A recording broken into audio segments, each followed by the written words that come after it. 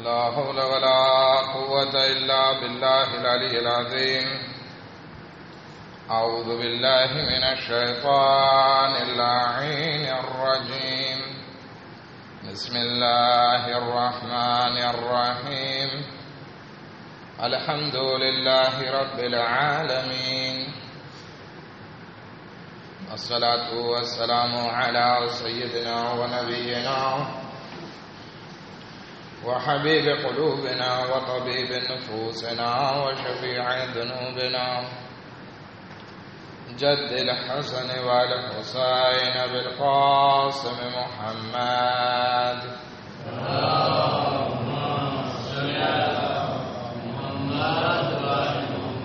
وأهل بيته الطيبين الطاهرين المعصومين المظلومين ولعنة الله على أعدائهم أجمعين. أما بعد فقد قال رسول الله صلى الله عليه وآله وسلم: بسم الله الرحمن الرحيم. فاطمة بضعة مني من آذاها فقد آذاني.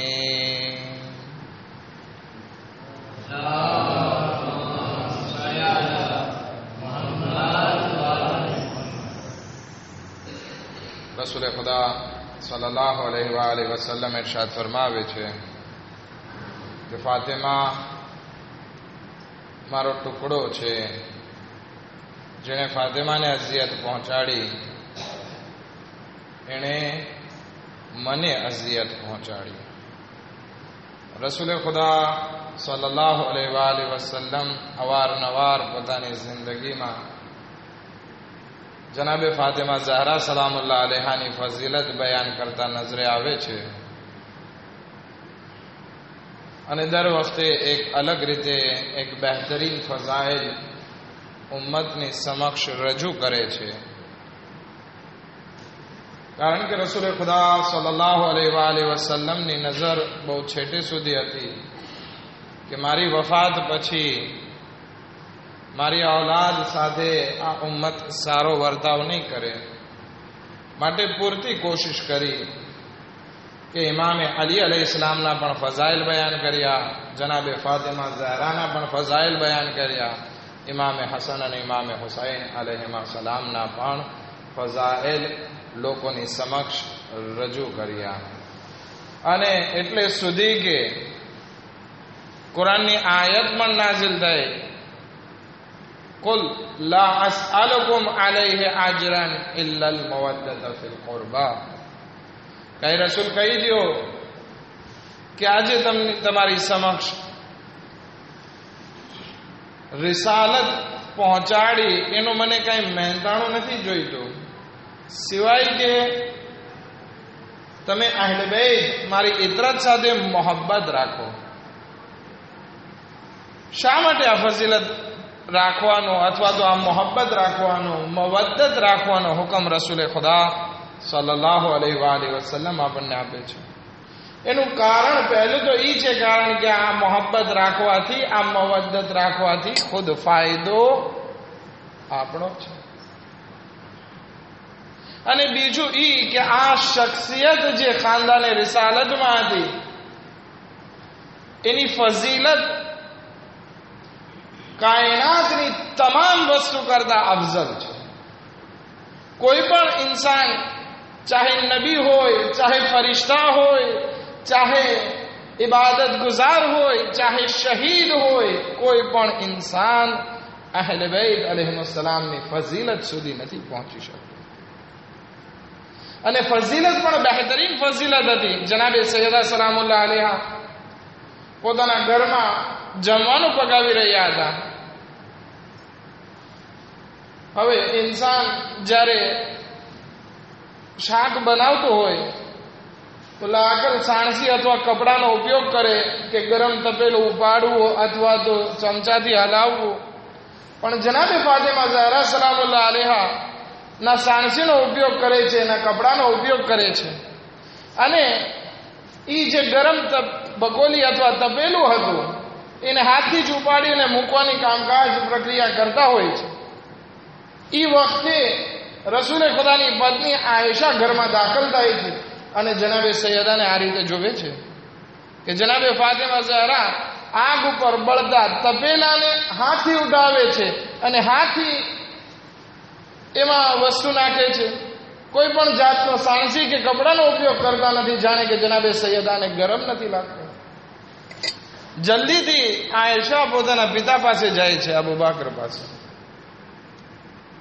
કે આજે મને અજીબો ગરીબ વસ્તુ દેખાણી કે જનાબે સૈયદા ગરમ તપેલાને હાથથી ઉઠાવે છે ને કઈ જાણે અસર નથી. તો કે બસ આ વાતને અહીંયા જ દબાવી દે, કઈ વાત આગળ ન વધારે. તેમ છતાં વાત રહી નહીં, કારણ કે બહુ અજીબો ગરીબ વાત લાગી આયશા.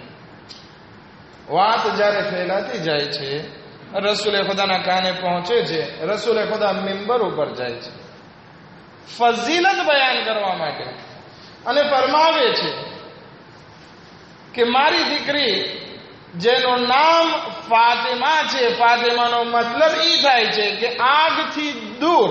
તો જનાબે ફાતિમા ઝહરા સલામુલ્લાહ અલૈહા ઉપર કયામતમાં પણ જેવી રીતે આગ હરામ છે, એવી રીતે આ દુનિયાની આગ પણ જનાબે સૈયદા સલામુલ્લાહ અલૈહાને અસર નથી કરતી, કારણ કે ફાતિમાનો મતલબ એ થાય છે કે જહન્નમથી જુદાઈ, આગથી જુદાઈ.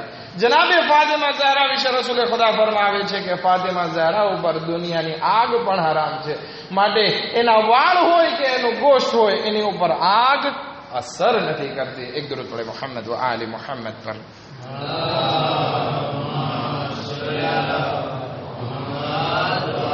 ઈ જનાબે સૈયદા સલામુલ્લાહ અલૈહા રસૂલે ખુદાની વફાત પછી એક મોટી જિમ્મેદારી સંભાળે છે કે જેનું નામ છે દેફાંસ. કોનો દેફાંસ કરે છે? મૌલાએ કાયનાત હઝરત અમીર અલ મોમિનીન અલી ઇબ્ન અબી તાલિબ અલૈહિ સલામનો અને એમની ખિલાફત.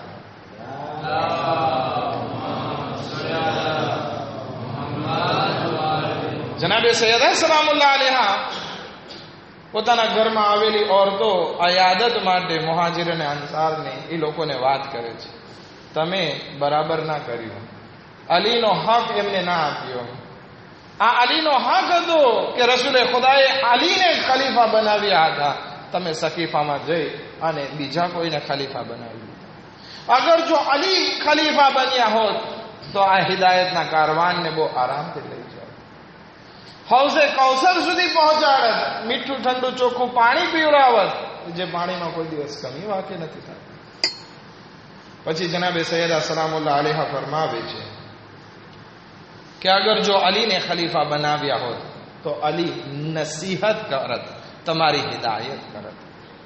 અને ફરમાવે છે વલમ યકુન યહલા મિન અલ-ગિના બિqa'il, કે અગર જો અલીને ખિલાફત આપવામાં આવી હોત તો અલી જે છે કોઈ દિવસ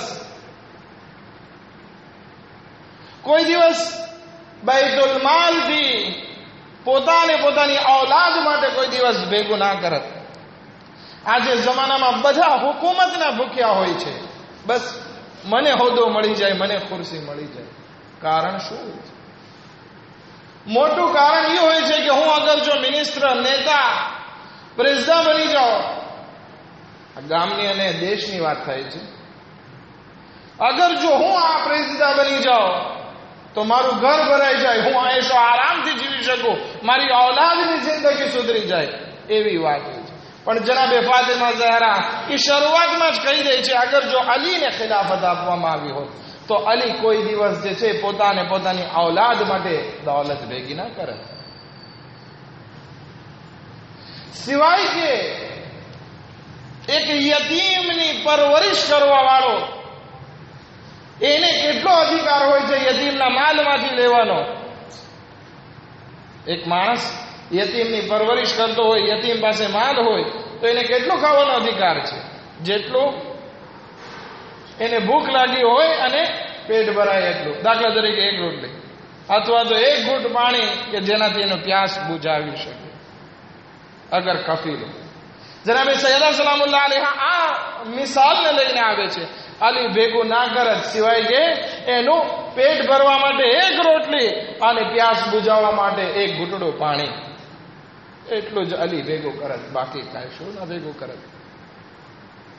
અને અલી અલૈહિસ્સલામે 25 વર્ષ પછી દેખાડી પણ દીધું કે જ્યારે ખિલાફત હાથમાં આવી તો અલી અલૈહિસ્સલામે કઈ ભેગું ના કર્યું.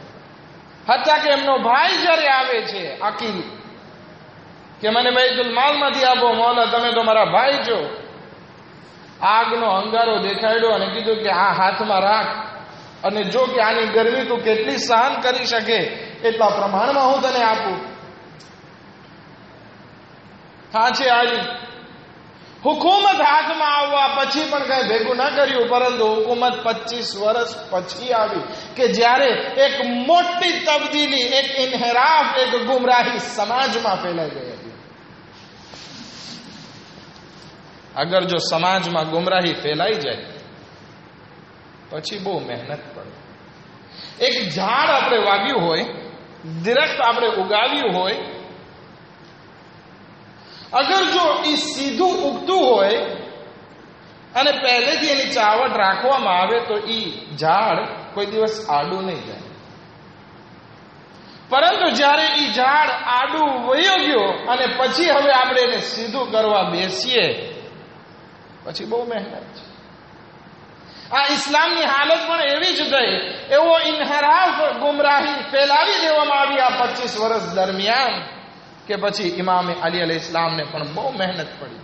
અને જ્યારે 25 વર્ષ પછી હુકુમત હાથમાં આવી અલી અલૈહિસ્સલામના, તો પણ શું, 3 તો લડાઈ અલી અલૈહિસ્સલામની સામે રાખી દેવામાં આવી. જંગે જમલ, જંગે સિફીન, જંગે નહરવાન, અને છેલ્લે ઇમામ અલી અલૈહિસ્સલામને શહીદ કરી દેવામાં આવ્યા. અલી અલૈહિસ્સલામ, જનાબે સૈયદા સલામુલ્લાહ અલૈહા દેફાંસમાં કહે છે કે અગર જો અલીને હુકુમત આપી હોત તો અલી અલૈહિસ્સલામ પોતા માટે માલે દુનિયામાંથી કઈ ભેગું ના કરત.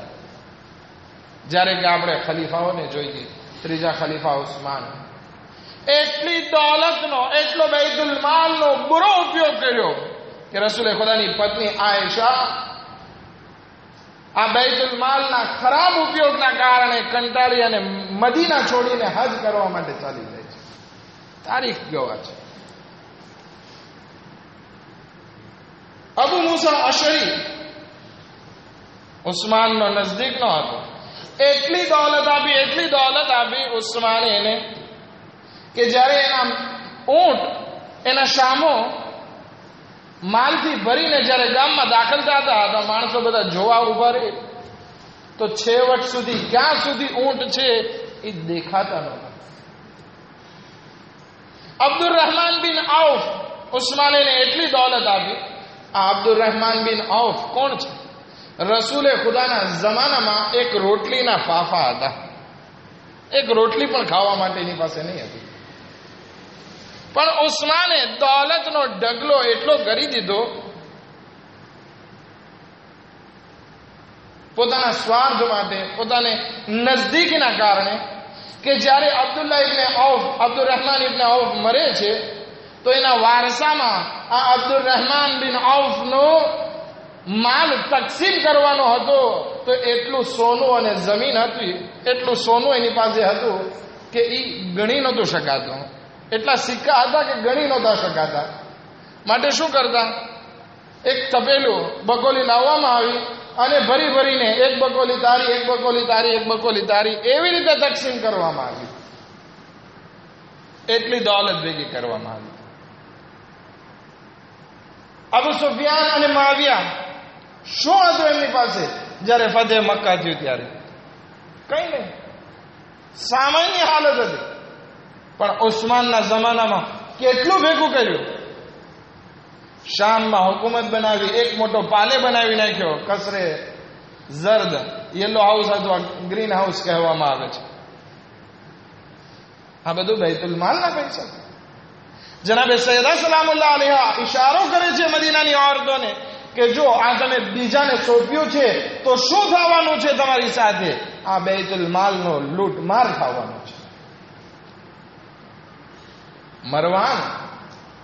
મરવાન કોણ છે? મરવાન અને એના બાપને રસૂલે ખુદા સલ્લલ્લાહુ અલૈહિ વસલ્લમે મદીનાથી કાઢી મૂક્યા હતા. કારણ કે એટલી હરકતો ખરાબ હતી, રસૂલે ખુદાએ એને મદીનાથી કાઢી મૂક્યા હતા. ત્રીજો ખલીફા ઉસ્માન આવે છે, આ બાપ દીકરા બંનેને બોલાવી લે છે મદીના. ખુલ્લે આમ રસૂલે ખુદાની મુખાલિફત, કે જેને રસૂલે ખુદાએ કાઢ્યા હોય, ગામ વટો આપ્યો હોય, એને કેમ પાછા બોલાવે? ચાલો, પાછા બોલાવવાનું એટલે સુધી કાફી નથી, બલકે મરવાન સાથે ઉસ્માન પોતાની દીકરીની શાદી પણ કરાવે છે અને એટલી દોલત આપે છે, એટલી દોલત આપે છે કે હા છે. ખિલાફત ગસ્પ કરવાથી શું થવાનું છે એ જનાબે સૈયદા સલામુલ્લાહ અલૈહા બયાન કરે છે કે અગર જો આ ખિલાફત ગસ્પ થઈ ગઈ, અલીનો હક બીજાને દઈ દેવામાં આવ્યો, તો પછી આ બૈતુલ માલ, માલે મુસ્લિમીન જે છે એ બરબાદ કરી દેવામાં. અને અગર જો અલીને દેવામાં આવશે તો અલી ઈ આદિલ ઇમામ છે કે એક રાલ પણ પોતા માટે ઉપાડશે નહીં, સિવાય કે એનું ભૂખ મિટાવી શકે અને પ્યાસ બુજાવી શકે, એક ઘૂંટડો પાણી અને એક રોટલી. અને અલી અલ ઇસ્લામે કરી દેખાડ્યું. કંબર, ઇમામે અલી અલ ઇસ્લામ ખલીફા છે. કંબર એક સોનાની દિનારની થેલી લાવી અને ઇમામ અલી અલ ઇસ્લામના ઘરે મૂકી દે છે. અને ઇમામ અલી અલ ઇસ્લામ ત્યાં ના હોય ત્યારે મૂકી આવે છે ઉમ્મુલ બનીનના ઘરે. ઇમામ અલી અલ ઇસ્લામ જ્યારે ઘરે આવે છે, જોવે છે કે આ ક્યાંથી આવ્યું, ખબર નથી. કંબર આમને મૂકીને ગયા છે. સમજી ગયા ઇમામ અલી અલ ઇસ્લામ કે અગર મારા ઉપર કોઈને પેટ વધારે બળતું હોય આજે તો એ કંબર છે. બોલાવે છે કે આ પૈસા ક્યાંથી આવ્યા? તો કે મૌલા, તમે ખલીફા છો, તમને જરૂર પડે, તમારા ચપ્પલ જુઓ કેટલા સાદા તૂટેલા ફાટેલા છે, તમારા કપડાં જુઓ, તમે રાખો, તમને જરૂર પડે, તમારો હક બને છે. ઇમામ અલી અલ ઇસ્લામ કહે છે, આ કંબર, આ સોનાની થેલીના બદલે, આ સિક્કાઓની થેલીના બદલે અગર મારા ઘરને આગથી ભરી દીધું હોત તો અલીને દુઃખ ના થાય. લઈ જા થેલી. આ છે અલી. ઇમામે હસન મુશ્તબા અલૈહિ સલાતુ વસ્સલામ મિંબર ઉપર આવે છે ક્યારે? ઇમામે અલી અલૈહિ સલામની શહાદત પછી, અને વખાણ કરે છે કે અલી અલૈહિ સલામની શહાદત વાકે થઈ, અલી આતા ફઝાઇલ બયાન કરે છે. પછી ફરમાવે છે, અલીની પાસે માલે દુનિયામાંથી કશું બાકી નથી સિવાય કે રોકડમાં 700 દિરહમ છે. કેટલા? 700 દિરહમ. અને એ પણ ઇમામે અલી અલૈહિ ઇસ્લામ ચાહતા હતા કે એક કનીઝ ખરીદે અને રાહે ખુદામાં આઝાદ કરે, પણ આ વાક્યો પેશ આવ્યો અને અલી ના કરી શક્યા. અલી અલૈહિ ઇસ્લામે શું કર્યું આ 25 વર્ષ દરમિયાન? ઝાડ ઉગાવ્યા, કુવા ખોદ્યા. કુવા ખોદી કેટલાય ઇમામે અલી અલૈહિ ઇસ્લામના ખોદેલા, પોતાના હાથથી ખોદેલા કુવા છે. અને જ્યારે એમાંથી પાણી નીકળતું સારું પાણી હોય તો કહે છે કે આ હાજીઓ માટે વકફ છે. આ છે અલી. કે જનાબે સૈયદા સલામુલ્લાહ અલૈહા કહીને ગયા, અગર જો અલીને હુકુમત દેવામાં આવે, ખિલાફત દેવામાં આવે તો અલી બૈતુલ માલનો ખરાબ મસરફ નહીં કરે. અલીની ઝાત ઈ ઝાત છે કે પોતાનો પર્સનલ માલ હોય એ રાહે ખુદામાં લૂંટાવવા વાળા છે, પણ જ્યારે બૈતુલ માલની વાત આવે તો રાલનો હિસાબ માંગવા વાળા છે. આપણે વિચાર કરીએ કે આપણી પાસે અત્યારે જે મસ્જિદ છે, ઇમામ બારગાહ છે, એ એક જાતનો બૈતુલ માલ છે. ફોન ચાર્જ કરવાથી લઈ, બત્તી બાળવાથી લઈ, પાણી વાપરવાથી લઈ, બધું ધ્યાન રાખવાનું છે કે આપણો મૌલા કેવી રીતે ઉપયોગમાં લેતો હતો અને આપણે શું કરીએ છીએ. જનાબે સૈયદા સલામુલ્લાહ અલૈહા આ વસ્તુ બયાન કરી ચૂક્યા. પરંતુ જનાબે ફાતિમા ઝહરા સલામુલ્લાહ અલૈહાની વાત નો કોઈ અસર ના થયો. અને જનાબે સૈયદા સલામુલ્લાહ અલૈહા બસ હવે બાબાને યાદ કરીને રોવે છે. ثبت الأيام مصائب لو أنها ثبت على الأيام سرنا لیا لیا. اے બાબા જાન, તમારી બાદ એવી મુસીબતો અમારા ઉપર નાખવામાં આવી કે અગર રોશન દિવસ ઉપર પડત તો કાળી રાતમાં બદલાઈ જાય. એટલું જ નહીં, જનાબે સૈયદા વસિયત કરે છે અને પોતાની કનીઝને કહીને જાય છે કે બસ હું આ શામરમાં જાઉં છું, મારી જ્યારે આવાજ બંધ થાય, दुआ ने मुनाजात ની આવાજ બંધ થાય. સમજો ફાતિમા ઝહરા આ દુનિયામાં બાકી નથી. આસમાન જોવે છે, આ બીબીની આવાજ શરૂ છે. કાન બસ દુઆ ને મુનાજાત તરફ છે.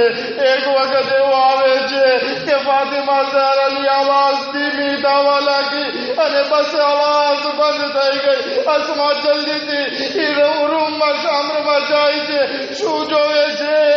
રૂહ જનાબે સૈયદાના શરીરમાંથી પરવાઝ કરી ગઈ. આવાજ દે છે, ઇન્ના લિલ્લાહ વ ઇન્ના ઇલૈહિ રાજીઉન.